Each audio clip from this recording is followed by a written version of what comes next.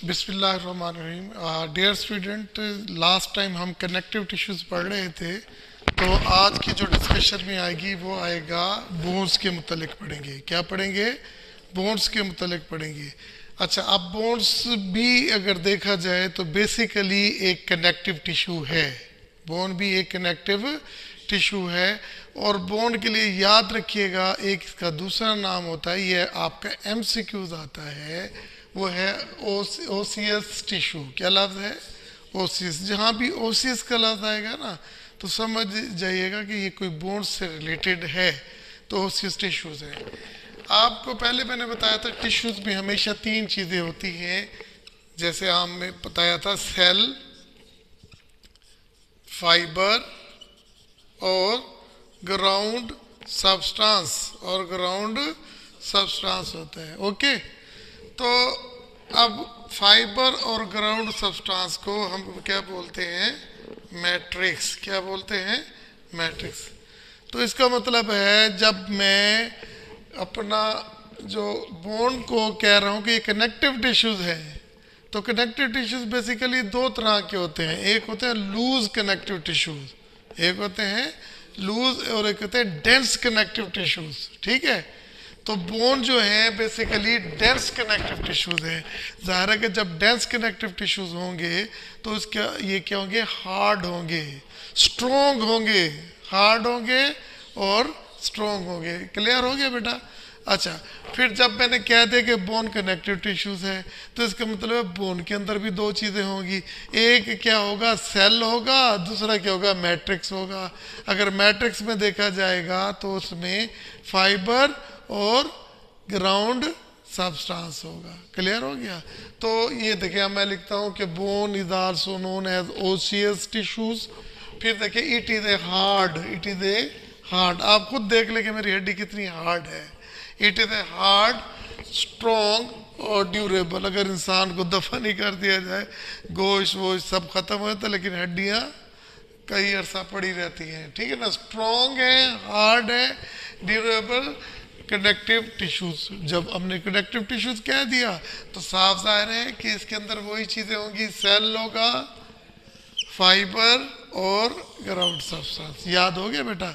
जब हमने कह दिया कि कनेक्टिव टिश्यू है, जब कनेक्टिव टिश्यू है तो फिर तीन चीज़ें होंगी। कौन से? Cell, fibre and ground substance.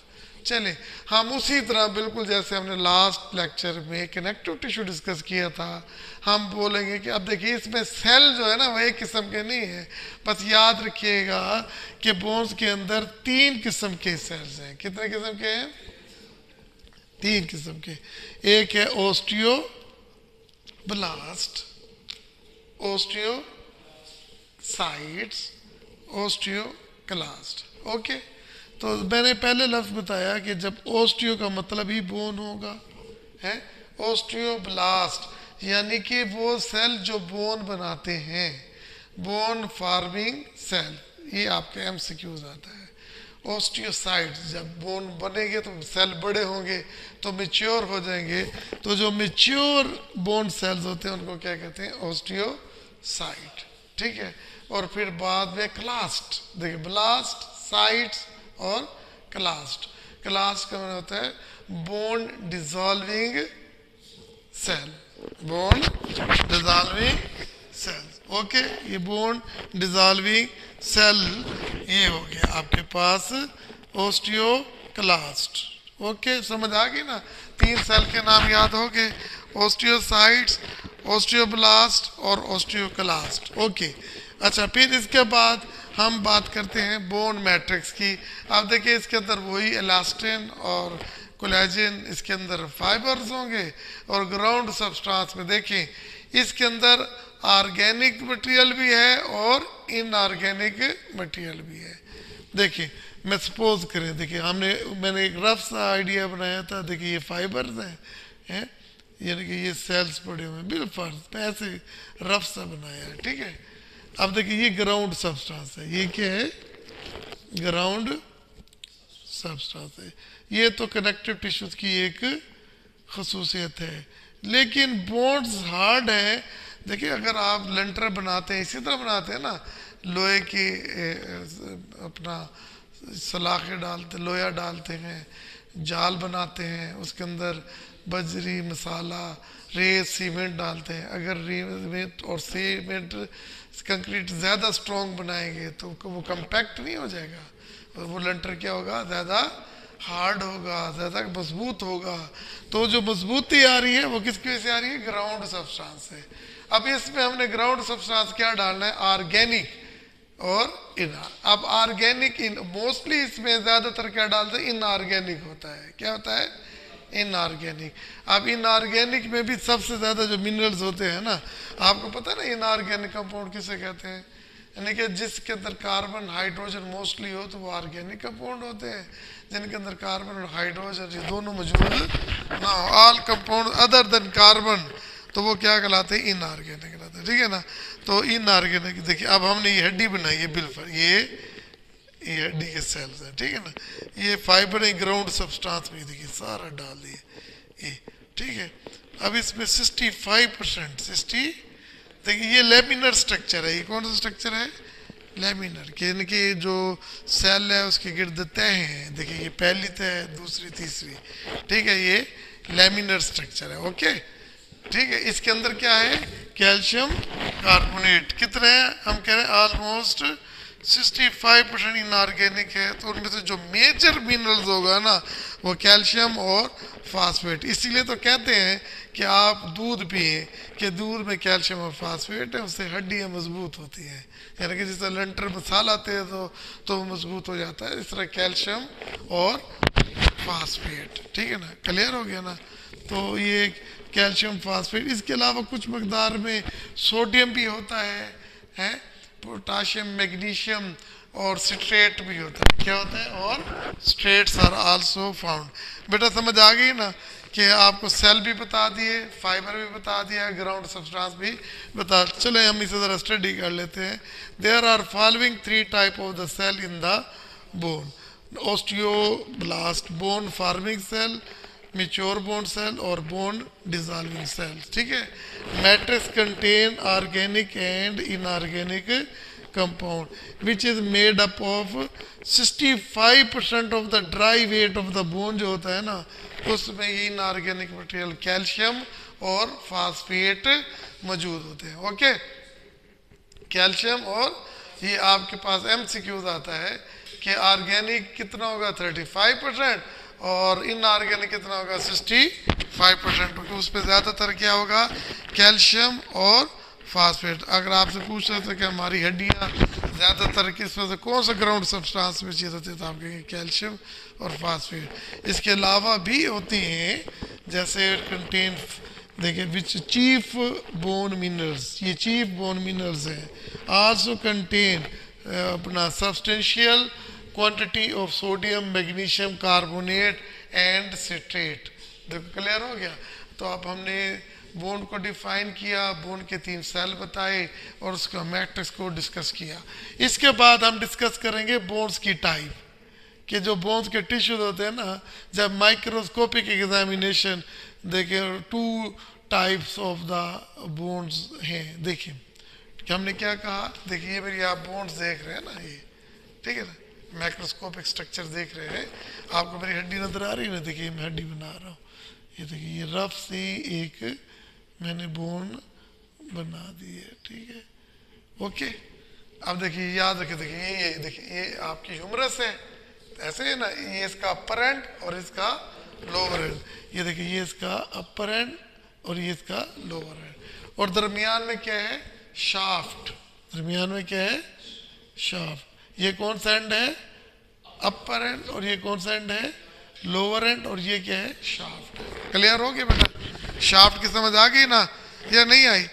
तो अब ये देखें, आपने देखा होगा कसाई इसको काटता है, इस कसाई इसको जब काटता है तो ये वाली सिचुएशन होती है कि आपको इसके अंदर से ऐसे रेड रेड से पोरस नजर आते हैं। क्या नजर आते हैं, पोरस नजर आते हैं। ठीक है, और ये देखिए लेकिन हड्डी के इस हिस्से में देखिए ना गोश्त अटैच होता है, इस हिस्से में इधर देखो गोश्त अटैच होता है। ओके, ठीक है ना।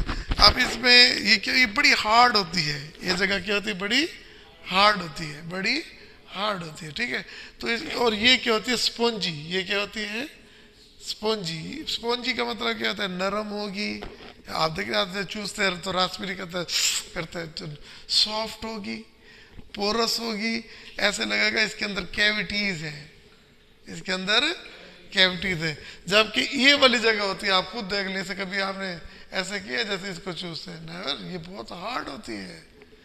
ये होती है site for the attachment of muscle, ठीक है ना, क्लियर हो गया ना। लेकिन अब इसका मतलब बोन दो तरह की हो गई, एक हार्ड होगी और एक सॉफ्ट होगी। जो हार्ड होगी ना, तो ये वाली ये हार्ड है, लेकिन ये स्पॉन्ज देखिए, इसके ऊपर तय, इसके ऊपर भी हार्ड है, इसके ऊपर भी हार्ड है, ठीक है। लेकिन इसके अंदर क्या होता है, एक खाली जगह होती है, इसे बोन मैरो कैनाल कहते हैं। इसके अंदर वो मिक्स होती है ना, है, उसे बोन मैरो कहते हैं। तो इसके अंदर जो बोन मैरो होती है इसे कहते हैं येलो बोन मैरो, क्या कहते हैं, हाँ। और इसके अंदर जो होती है ना बोन मैरो, उसे कहते हैं red bone marrow, red bone marrow. Clear हो गया, येलो ये मिर्च।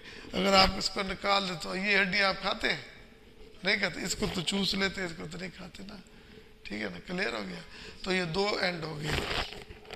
ये किसकी बात करते हैं हम, लॉन्ग बोन की बात कर रहे थे। कहता है कि लॉन्ग बोन में अगर 2 टाइप ऑफ बोन्स होते हैं। कितने टाइप्स ऑफ बोन्स होते हैं, 2 टाइप्स ऑफ बोन्स है। कितने टाइप्स ऑफ बोन्स हैं, 2 टाइप्स ऑफ बोन। एक कौन सी है, कंपैक्ट बोन, और दूसरी क्या है, स्पॉन्जी बोन है। क्या है, कंपैक्ट बोन और हाँ हाँ, तो थोड़ा सा करेक्ट कर लें, मैं खुद डिस्ट्रिक्टर बोलता, ये मैक्रोस्कोपिक स्ट्रक्चर है, स्टडी है, मैक्रोस्कोपिक एग्जामिनेशन। जब हम इसे देख कर ना, हम देखते हैं तो हमें क्या नजर आता है, अपर एंड नजर आएंगे और लोअर एंड नजर आएगा और शाफ्ट। ये याद रखिएगा, ये 10 दफा पेपर में आ चुका है। जो अपर एंड होते हैं ना, उसको कहते हैं एपिफाइसिस। इसे क्या कहते हैं, एपिफाइसिस। तो इसका मतलब है एपिफाइसिस में दोनों किस्म की हड्डी है, हार्ड भी है और सॉफ्ट भी है, लॉन्ग में, ठीक है ना। और शाफ्ट में सिर्फ और सिर्फ हार्ड है, सिर्फ और सिर्फ हार्ड है। बच्चे समझ आ गए कि नहीं आ गई, क्लियर। देखिए, अब मैं यही बात कर रहा हूं कि मैक्रोस्कोपिक स्टडी में in long bone the end epiphysis, end को क्या कहते हैं, epiphysis are composed of spongy bone covered by a thin shell of compact bone। ये देखिए, thin shell of compact bone, okay। और shaft में क्या होता है, and the shaft consists of almost entirely compact bone। और देखिए, ये shaft आपको नजर आ रहा है ना, सिर्फ और सिर्फ compact bone से बना होता है। Only thin layers in the inner surface. हाँ, शाफ्ट के अंदर बिल्कुल पतली सी एक लेयर होती है जो स्पॉन्जी लेयर के, बस इतना क्या। ऑलमोस्ट जितनी भी होती है ना कंपैक्ट बोन, जो शाफ्ट होता है वो कंपैक्ट बोन से बना होता है, लेकिन अंदर से थोड़ी सी एक थिन लेयर होती है, किसके वाला, स्पंजी बोन की। किसकी, स्पंजी बोन की। बाहर कंपैक्ट, अंदर थोड़ी सी स्पंजी बोन की होगी। लेकिन इन शॉर्ट देखिए, कभी आपने रिब्स देखिए ना, ये रिब्स इस तरह चिपटी फ्लैट बोन्स होती है।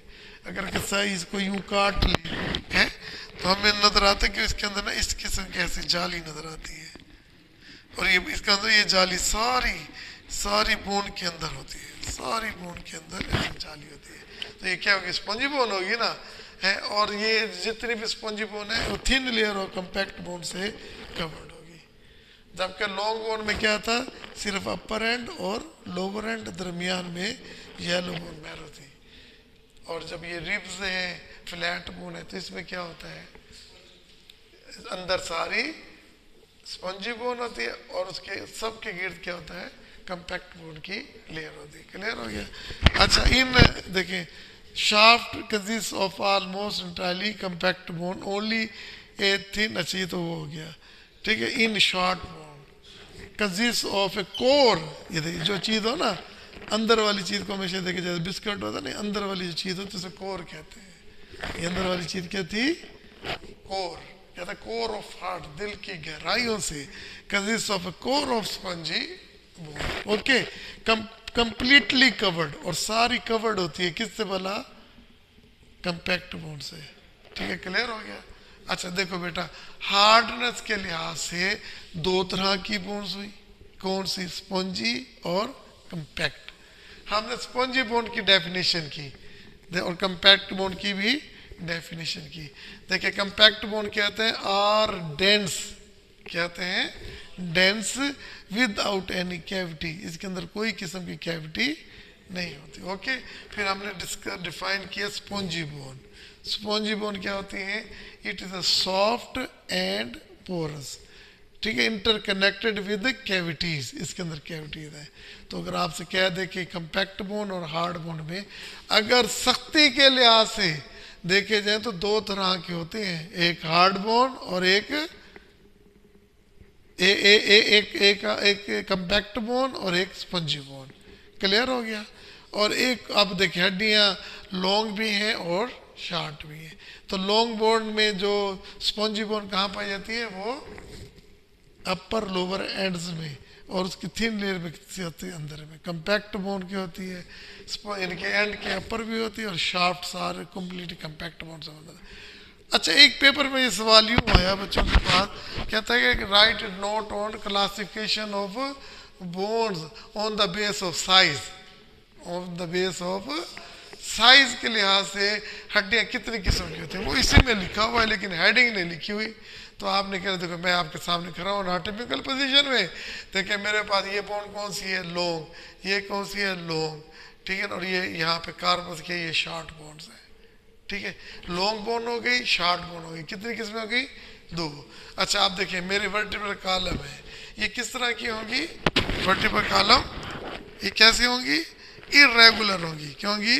तो तीसरी किस्म कौन सी होगी? इरेगुलर बोन है।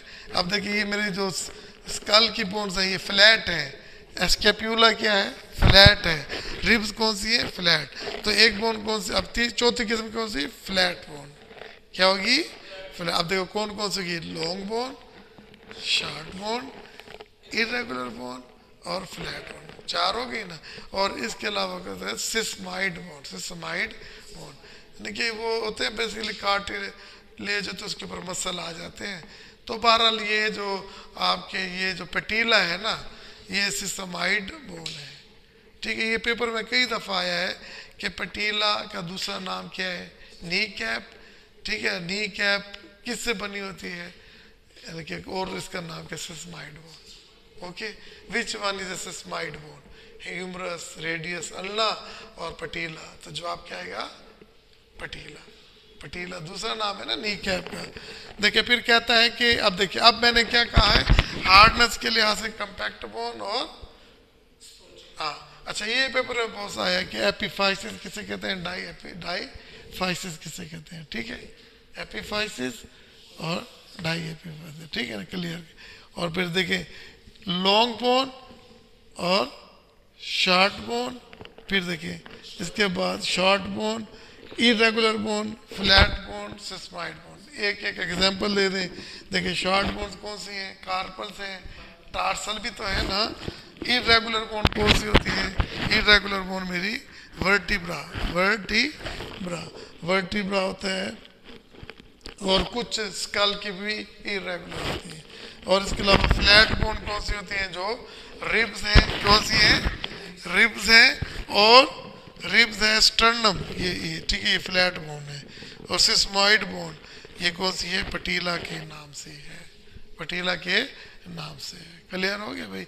अब इसके अलावा हम जो आगे स्टडी करेंगे ना, तो वो ये है आपके पास माइक्रोस्कोपिक स्ट्रक्चर, कि माइक्रोस्कोप के अंदर हड्डी कैसे नजर आएगी। तो वो बिल्कुल ऐसे नजर आएगी जैसे ही मैंने बताया कि ये लेयर होंगी, ऐसे सिलेंड्रिकल लेयर्स नजर आएंगी। एक लेयर, दूसरी लेयर और तीसरी लेयर, और वो बेसिकली फाइबर होंगे ना, और दरमियान में ग्राउंड सब्सटेंस होगा। तो ऐसे स्ट्रक्चर को हम क्या कहते हैं? लेमिनार स्ट्रक्चर कहते हैं। क्या कहते हैं? लेमिला। क्या कहते हैं? ठीक है, क्लियर। और एक रिंग से दूसरी रिंग का जो फासला होता है ना, वो होता है 3 to 7 माइक्रोमीटर। 3 to, समझ आई ना, एक लेमिला से दूसरे लेमिला का जो फासला होता है 3 to 7 माइक्रोमीटर होता है। ठीक है ना। अब इसके बाद बेटा आपके पास पढ़ना है फंक्शन ऑफ बोन्स। बोन्स की फंक्शन क्या होगी। चलो मैं यहाँ लिख देता हूँ, function of bones, function of bones. अब हम ये स्टडी कर लेते हैं, चलता रहे सिर्फ फंक्शन ऑफ बोन्स। देखिए बोन्स का पहला स्ट्रक्चर है कि it make the framework, framework of our body, framework, ठीक है। क्या मतलब है, it give us the shape, it gives us the shape, ये हमें शेप देता है, ठीक है ना। सपोर्ट करता है, क्या करता है, सपोर्ट करते हैं, बोन्स ही करते हैं ना, ठीक है। अच्छा bones give protection, give protection. देखें जैसे हमारा ये थोरेसिक केज है, ये किसको प्रोटेक्ट कर रहा है, लंग्स को, हार्ट को। क्रेनियल बोन किसको कर रही है प्रोटेक्ट, ब्रेन को। और समझ आई है कि नहीं आई, गिव प्रोटेक्शन मतलब एग्जांपल क्या है, क्रेनियल बोन्स, क्रेनियल बोन किसको प्रोटेक्ट करती है, ब्रेन को, ओके। और इसी तरह थोरेसिक केज किसको करती है, हार्ट को, लंग्स को, स्टोमक को, ये प्रोटेक्ट करते हैं, give protection. It help, it help ये हमारी मदद करती है, इन the movement, in the movement. Muscle कैसे बोला, देखिए ये मेरे मसल है ना, बोन के साथ अटैच है, मसल कंट्रैक्ट करेगा, रिलैक्स करेगा, तो ज्वाइंट की वजह से हमारे अंदर मूवमेंट पैदा होगी, मूवमेंट पैदा होती है, क्लियर। अच्छा ये जितनी भी, अच्छा ये मूवमेंट पैदा होती है, क्लियर हो गया। अच्छा ये जो बोन्स होती है ना, तो इसका जो अंदर ये बोन मैरो होती है, white bone marrow, yellow bone marrow और रेड बोन मैरो। तो रेड बोन मैरो क्या बनाते हैं, ये रेड ब्लड सेल्स बनाते हैं, क्या बनाते हैं, रेड ब्लड सेल, प्लेट्स तरह की प्लेटलेट्स बनाते हैं, रेड ब्लड सेल बनाते हैं। तो देखो कितना अच्छा, ग्रोथ में भी ये हेल्प कर रहा है, मूवमेंट में भी। अगर आपके बोन्स नहीं होंगे तो आपकी ग्रोथ कैसे होगी, अगर बोन्स ग्रो ना करें तो आपकी लेंथ बढ़ सकती है, नहीं कर सकती। हेल्प इन ग्रोथ, ये आपकी ग्रोथ में भी हेल्प करती है, ठीक है।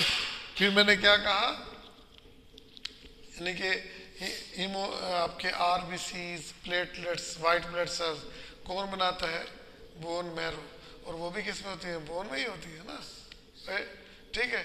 और इसके अलावा जो बोन्स होते हैं ना, ये स्टोर करती हैं किसको, कैल्शियम और फास्फेट को। देखिए जैसे हमारे खून में जब कैल्शियम की मकदार कम होती है तो कैल्शियम कहाँ से भी आती है, बोन से रस के ना ब्लड में आते हैं। तो आज का लेक्चर बड़ा आसान था, हमने कहा कि बोन कनेक्टिव टिश्यूज़ हैं, इसके अंदर तीन चीज़ें, सेल हैं, ओस्टियोसाइट, ओस्टियोब्लास्ट, ओस्टियोक्लास्ट है, इसके अंदर फाइबर, इलास्टिन, कोलेजन है, और इसके अंदर इन ग्राउंड सब्सटेंस में 65% inorganic calcium phosphate, calcium sulphate इसके साथ है, ठीक है ना। फिर इसके बाद जब हमने कहा कि टाइप्स दो तरह के हैं, स्पॉन्जी बोन और compact bone. Spongy compact bone क्या होते हैं, दे आर हार्ड होती है, ठीक है, और स्पॉन्जी उसके अंदर कोई विदाउट एनी केविटी। और जो स्पॉन्जी बोन होती हैं दे आर सॉफ्ट होती हैं, पोरस होती हैं और सॉफ्ट होती है, क्लियर। अच्छा एग्जांपल दी हमने एक बोन की, अपर एंड और लोअर एंड, लॉन्ग बोन में। इसके अपर एंड एपिफाइसिस जो होती हैं उसके अंदर क्या होते हैं, स्पॉन्जी बोन होती है, बाहर एक कवर होता है किसका वाला, कंपैक्ट बोन का। शाफ्ट जो होती है ना ऑलमोस्ट कंपैक्ट बोन होती है, लेकिन इनर एक थिन लेयर होती है किसकी वाला, स्पॉन्जी लेयर की, ठीक है। इसके अलावा जब शॉर्ट बोन्स को देखते हैं ना तो उनका कोर तो सारा किससे बना होता है, कंप्लीटली विद स्पॉन्जी बोन, और वो कवर्ड होता है किससे, thin layer of compact bone. फिर हमने कहा classification on the basis of length, हमने कहा long bone, short bone, irregular bone, flat bone, sesamoid bone, clear हो गया। हमने इसकी दो तीन एग्जांपल भी बता दी। फिर इसके बाद हमने 5 एक फंक्शन बताया कि ये it give shape to the body, it give the support to the body, it give protection to the vital organs of the our body, ठीक है ना, it help in the movement. और आल्सो क्या करता है कि ये red blood cell, white blood cell, इसमें क्योंकि इसके अंदर बोन मैरो भी होता है ना, बारह बोन मैरो एक अलग हिस्सा लेकिन होता बोन्स के अंदर है, लेकिन बोन का हिस्सा तो नहीं है ना, ठीक है, नहीं हो तो आपने ये बेटा इस तरह लिखना है। आपसे बोर्ड के पेपर में वो पूछे फंक्शन ऑफ बोन्स बताएंगे, आप बताएंगे कि मेन फंक्शन जो है ना वो शेप देता है, प्रोटेक्शन देता है, कैल्शियम फास्फेट को स्टोर करता है और मूवमेंट करता है, ग्रोथ में हेल्प करता है। ठीक है ना। और क्लासिफिकेशन ऑफ बोन कहेगा तो सिर्फ वही बताना है कि classification on the base of length ये है, और on the base of hardness क्या है, दो है, स्पॉन्जी बोन और कम्पैक्ट बोन। ठीक है, तो ये आज का ये लेक्चर बोन्स कंप्लीट हो गया आपका।